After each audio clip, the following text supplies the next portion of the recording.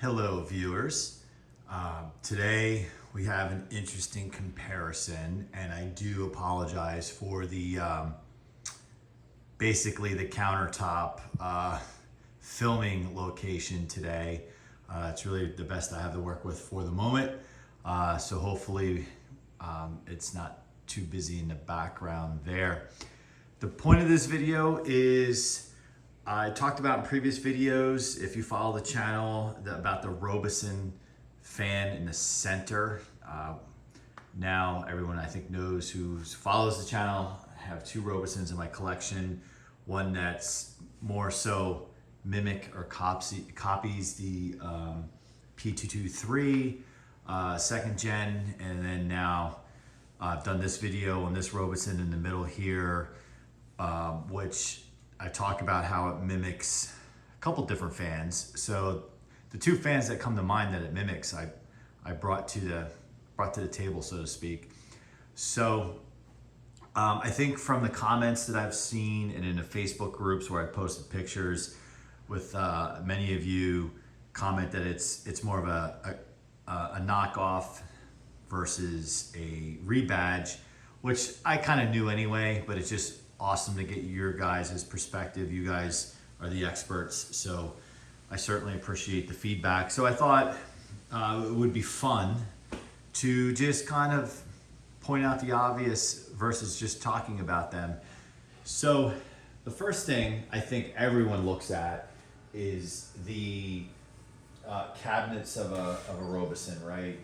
Very Lakewood-esque, if you will, from the switch, how they do the labeling, even where, well, the Lakewood's in the middle, the Robeson's off to the left. The handle, which is probably the most durable handle of all time on these Lakewood fans. And then, of course, the cabinet, right? And the grill. Very, very similar, right?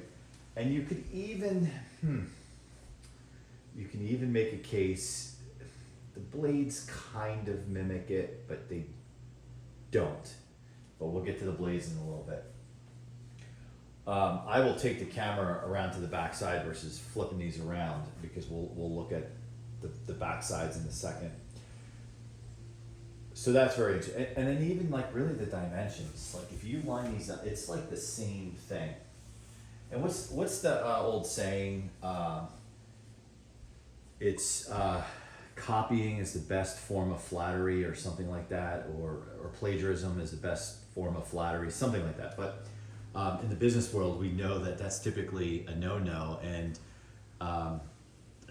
for all what I know and what I've seen, Robeson did not get any trademark infringements or whatever. Maybe people just don't care about fans, or like, whatever, copy everything you want, who cares? And that brings me, so obviously we have a third gen Lakewood here. I did a recent comparison video of the Robeson equivalent to the second gen P223, and that was interesting as well. Now the color of the cabinet, this actually reminds me, the color of this cabinet actually reminds me of the P25, the Lakewood P25, which has a cabinet more like the first and second gen P223s, or the P23. So if you're familiar with that fan, the P25, Lakewood P25, it came out, I think, late 90s, ran through to the mid 2000s. It was basically a throwback commercial fan with metal blades and everything, but they used this color cabinet. They didn't go with the Kmart Robin's Egg Blue, or the peach color, or whatever you want to call it. I've actually seen a listing online somewhere where somebody called that pink Lakewood box fan. I guess. So that brings us to the Toastmaster. Now you may say, well, why do you have a Toastmaster here? The cabinet's clearly different. The cabinet's actually a little taller. Cabinet's more squared. It has the rattle trap handle. All Edisons and Toastmasters have. Switch is completely different. Grill, and then so why, right? So I think it's obvious, the banana style blades. I think these blades look way more like that than the Lakewood, including the hub. I mean, it's really very, very similar, very similar. And so it's kind of like a mix and match. It's like a Frankenfan in a way. But that being said, I've always liked Robeson. It's kind of probably because they're unique. They're kind of trying to take a little bit of what they thought was the best on the market at the time and kind of adapt their own to it. And I think we've all seen cars, for example, that kind of mimic a little bit one another. Something's very successful in the market, so it gets copied in a way. Right, so that's what they got. So let's turn them on for fun, I should say, because I already, in all these separate videos, I've done startups and this and that and the other, but let's just,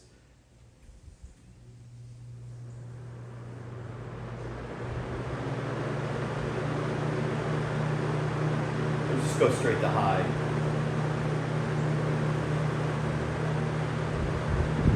So it moves a good amount of air. There's a refrigerator behind the camera with, it's actually off to the side with stuff on the refrigerator, magnets, and it's blowing papers around, and it's not even directly in its line of sight. So we'll go with the 3rd gen. Stiff knob.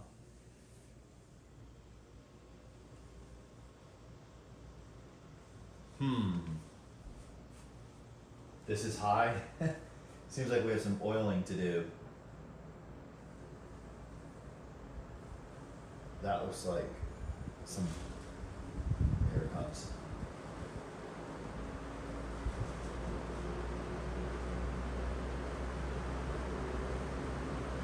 I have work to do in this fan, clearly. I've never serviced it.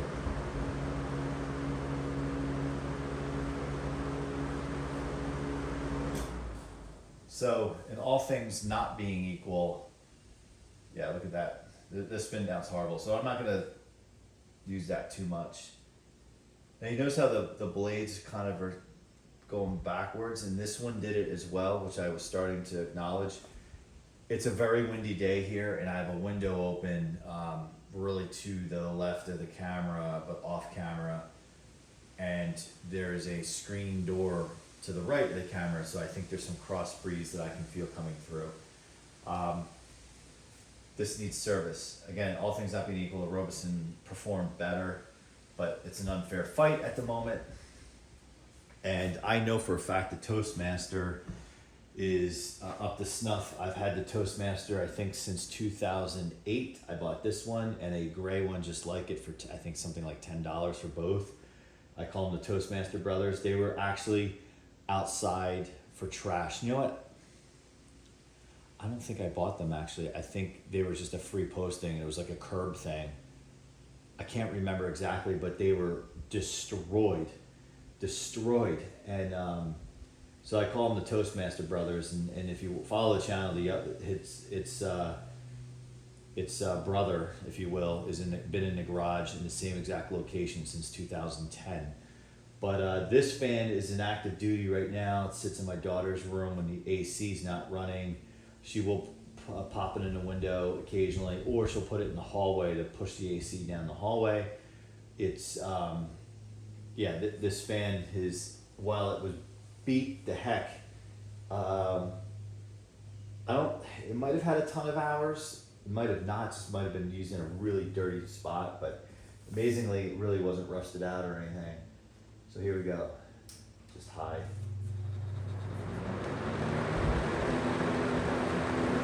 I think this sounds the most powerful of all. And I think it moves more air than a Robeson. You may say, well, didn't you just get done saying they have the same blades? I think that's where it comes down to the motor, perhaps. I know some people knock these fans. These were actually wildly popular in their time. I've seen them everywhere. Not as much as the Lakewoods, but you did see a lot of them. And I remember seeing this one. I had in middle school, I had a music class, and I remember the teacher had one sitting on the window. And I remember thinking, I like these. Check out that spin down. It doesn't want to stop. So I'd say that's oiled pretty well. And that there has got to be the breeze. I don't know. That's really weird. Maybe not. So the other ones aren't moving. All right, so I am going to attempt to bring the camera around to the back side without stopping the video. And yeah, this is a good actually shot at kind of the width. On camera, the Lakewood looks more like a second or first gen cabinet, but it's optical illusion. It's not quite as thick, if you will. So you can see the window back there I was talking about. So here's the back side. So let's kind of do the same thing before where we're comparing. If we look at the Robeson compared to the Lakewood, I mean, that motor looks really, really identical, if you will. Those of you who know these motors well, if you could tell me if that is indeed the case, it's the same motor, or if it's a complete ripoff. But oil ports, and oil ports means there's no excuse why that shouldn't be oiled. I know with this gen Lakewood, you have to pop the blades off to get to the oil port, which is a pain. I like the older gen because they have the openings in the hub, and you can squeeze a zoom spout through that. This, I can't tell you the last time I oiled it, but I told the story. Check out the video on this fan. I tell the story of how it's getting used and where it's getting used. And it's only back here for the summertime, and then it kind of goes back to its working location, if you will. I do own the fan, but it essentially goes out on loan, which is fine. It's actually in good hands where it goes, and it doesn't get beat up, and it's not in the window. You can tell by there's no yellowing. So motor-wise, I think we're equivalent. The support on here looks a little different. And I would say other than that, very similar. Very, very similar. And the grill slats are a little different. And we probably noticed that on the other side. So let's compare it to the Toastmaster. Let's try to do this here. So the Toastmaster, now you can see what I was talking about behind the camera with the refrigerator and whatnot. So let's just bring this down a little.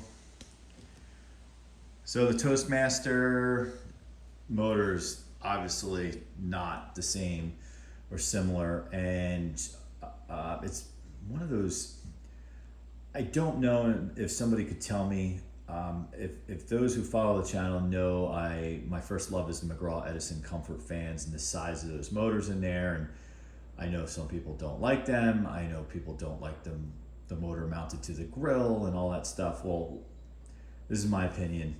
I like it because that's what I grew up to, and we've had 3 of those McGraw-Edison fans from, I would say, the early 80s in my family with no service other than like clean the dust off of it. So I'm talking about no one in my family knew how to oil them, and I was a child, so I didn't even know. I just knew I loved fans. They lasted about 15 years with no oil, and then they burned up. And unfortunately, I was too young to deal with it because I would have kept them. That would have been awesome to have your original childhood fan from the time you could crawl, but those are long and gone. But my point being is, if anyone knows, is this Toastmaster motor the same, essentially the same as those 80s and 70s Edison fans? That would be interesting to understand. I like these motors. And does this one have an oil port? No, it does not. It's all dirty, horribly dirty. But the Toastmaster, the gray Toastmaster that I told you about, that does have oil ports, and that is really cool to me. But one thing I never really liked about these Toastmasters is, while they have a wider cabinet for, really comparable to their contemporaries at the time, I felt like the sheet metal was just so cheap, and these grills were like, this one had some time in the sun, I think, at one point, but these just on their own, these plastic grills are very thin, but this one survived time, so we got lucky there. All right, well, let me know what you think. I just thought this would be a fun little video to do. I know I didn't compare the power draw or anything like that. You know,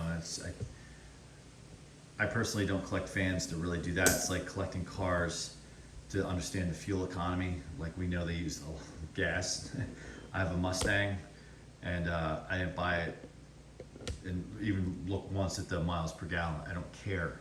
I understand why people like to look at the energy consumption, because in our case, because they want to understand if the motor is performing as advertised or if there's a problem with the motor. Totally understand that.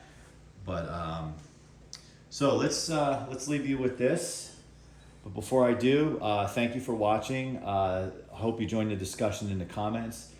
Make sure you check out the videos. I have a lot of fans on the channel, but make sure if you're interested in any one of these fans, check out the actual individual video on these fans, because each one has really, this one has the best backstory out of the other two. That was like, I think, a Craigslist, and this was also a Craigslist. But check it out, subscribe, like, comment. See you on the next one.